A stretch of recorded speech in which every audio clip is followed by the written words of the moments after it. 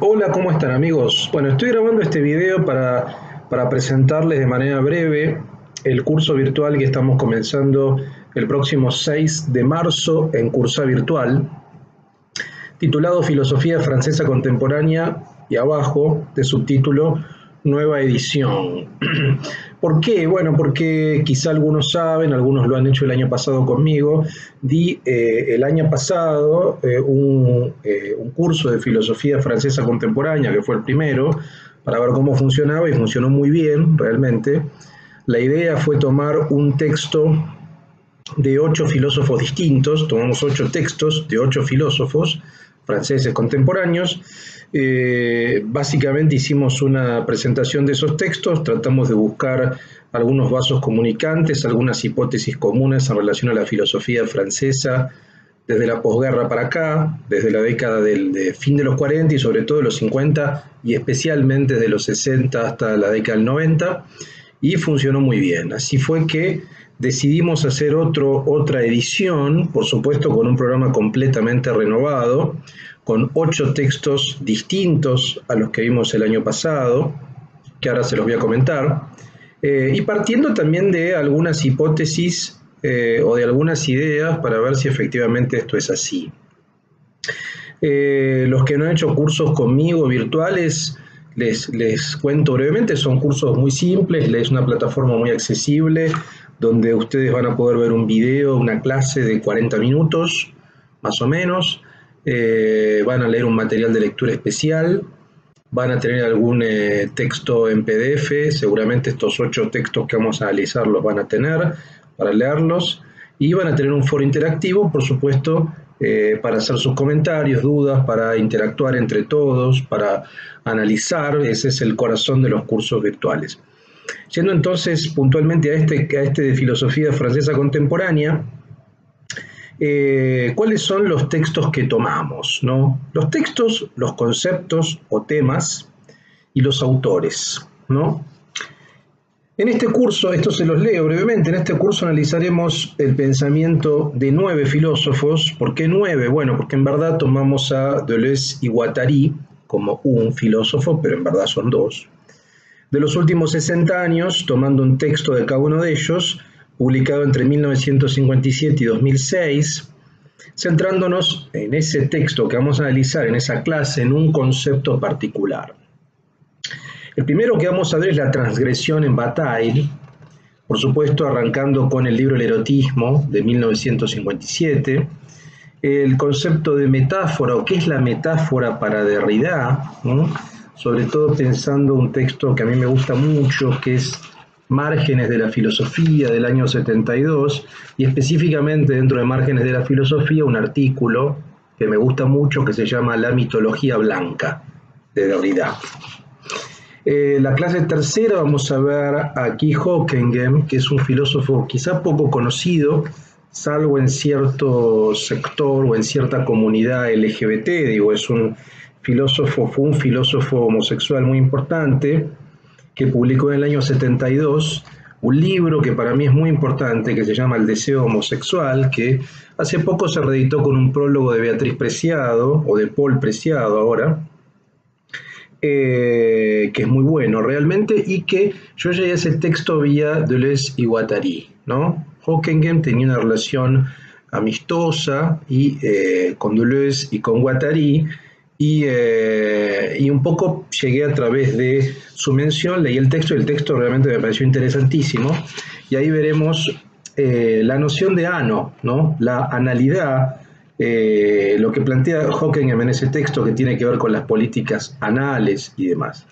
La clase cuarta vamos a ver a Foucault, particularmente La voluntad de saber, un texto del 76, primer tomo de la historia de la sexualidad. Vamos a centrarnos en el biopoder, que es un concepto complejo y largo, pero trataremos sobre todo de centrarnos o de hacer, digamos, un marco en ese libro, ¿no? Lo que dice en ese libro sobre biopoder específicamente. La clase quinta vamos a ver a Bernard-Henri Lévy, un libro que me gusta mucho, que es La barbarie con rostro humano, un libro muy crítico, por ejemplo, de Deleuze, ¿no? Que tuvo una respuesta a su vez, y ahí sobre todo el concepto de revolución, ¿no? Cómo analiza Lévy la revolución, cómo critica la revolución, ¿no? Cómo toma algunos elementos de Foucault para criticar, como decíamos, tanto al marxismo como al deleucismo. La clase sexta vamos a ver la noción de Estado en Deleuze y Guattari, porque en general uno cuando habla de Deleuze habla de, no del Estado, digo, porque el Estado siempre es un espacio conflictivo para Deleuze. Bueno, precisamente como es conflictivo vamos a verlo, y para eso vamos a tomar 1000 mesetas y específicamente una meseta, un capítulo, digamos, que es aparato de captura, que me parece central para analizar la sutileza de ese Deleuze y Guattari en relación con el Estado en la década del 80. El libro es del 80. Luego vamos a pasar al concepto de cuerpo en Jean-Luc Nancy, un libro que me gusta mucho que se llama Corpus. Nancy es un filósofo un poco silencioso, de bajo perfil, tiene mucho vínculo conceptual y amistoso también tuvo con Derrida. Ahí vamos a ver el concepto de carnación, ¿no? De cuerpo, de tacto. Hay un gran libro de Derrida que es Le Toucher sobre la filosofía de Nancy. Y por último, esto sí que es por ahí una rareza, porque, a ver, en sentido estricto, Virginie Despentes no es una filósofa, es una escritora, una narradora, una ensayista, pero puse un libro de ensayo de Despentes que se llama King Kong Theory, Teoría King Kong, de 2006, que se reeditó hace un año en castellano, y que yo lo leí hace poco y me pareció un texto extraordinario, ¿no? Y ahora estoy en tren de lectura de toda su obra narrativa, y me interesa mucho cómo problematiza la cuestión del deseo, por supuesto de la cuestión del feminismo, que vamos a hacer eje en el tema del feminismo, que es un tema de debate contemporáneo, pero tiene una posición en relación a la cuestión del feminismo y del deseo en términos generales, digamos, que es a contrapelo, ¿no? Cómo piensa la prostitución, la victimización, la pornografía, las tensiones entre feminismo e izquierda. Ese texto para cerrar el curso, ¿no? Virginie Despentes, Teoría King Kong, de 2006. Bueno, esos son los textos que vamos a ver. Básicamente, el programa lo pueden descargar, lo pueden ver, está online. Seguramente vamos a ponerlo arriba de este video o abajo de este video. Y finalmente quiero cerrar con una cita que un poco es la articuladora de la hipótesis de este curso virtual, que es un texto de Foucault del año 1970 en Le Nouvel Observateur, que se llama La piège de Vincennes. ¿Y qué dice? Dice lo siguiente, dice: en Francia, el profesor de filosofía ha estado vinculado más modestamente a la instrucción pública, a la conciencia social de una forma cuidadosamente medida de libertad de pensamiento. Digamos, para ser claros, al establecimiento progresivo del sufragio universal. De ahí ese estilo de director o de objetor de conciencia. De ahí el rol que aman jugar los filósofos franceses, no solo los contemporáneos, desde Voltaire a Sartre en adelante, ese rol que aman jugar de defensores de las libertades individuales y de las restricciones del pensamiento.